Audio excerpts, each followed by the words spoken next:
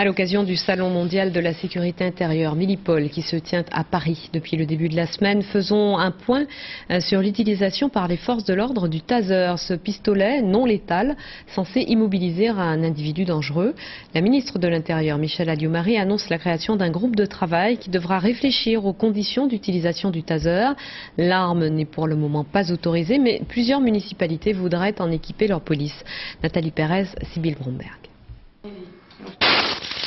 Voici le taser X26, une arme futuriste qui ressemble à un gadget, mais qui est capable, à l'aide de 2 électrodes reliées à un fil en métal, de projeter 50 000 volts sur sa cible.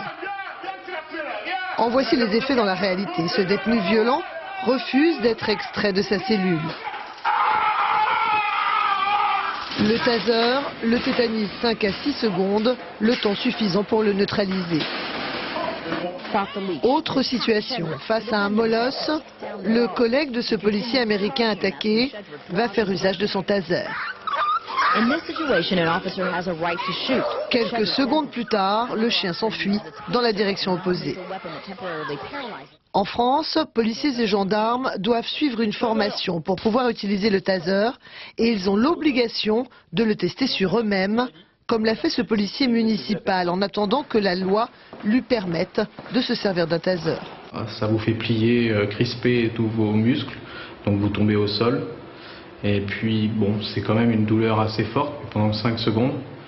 Et après, effectivement, pour se mettre dans la peau d'un interpellé, comme vous ne voulez pas en avoir une deuxième décharge, vous donnez vos poignets sans difficulté. Les policiers municipaux, tout en restant protégés comme ils le sont avec le Beretta, n'occasionneront aucun dommage à l'individu qui pourront comme ça saisir, emporter au commissariat de police sans qu'il ait des trous dans la peau.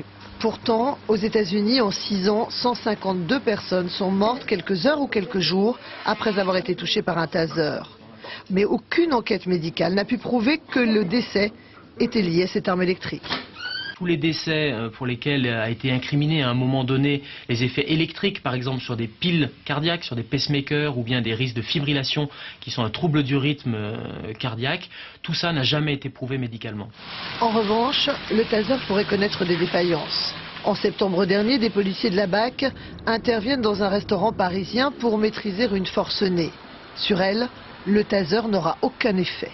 Elle n'est pas tombée, hein. Il y a un délai d'1 seconde a priori entre la décharge et l'effet, donc au bout de 1 seconde et un centième, ce n'était pas le cas, et quand elle a commencé à courir donc, sur le fonctionnaire qui a tiré, là on a compris que c'était pas eu l'effet. Finalement, pour sauver son coéquipier, le fonctionnaire a dû tirer sur la forcenée et la blesser grièvement. Une défaillance qui pousse les policiers à accepter le taser à la seule condition de pouvoir également conserver leur arme à feu.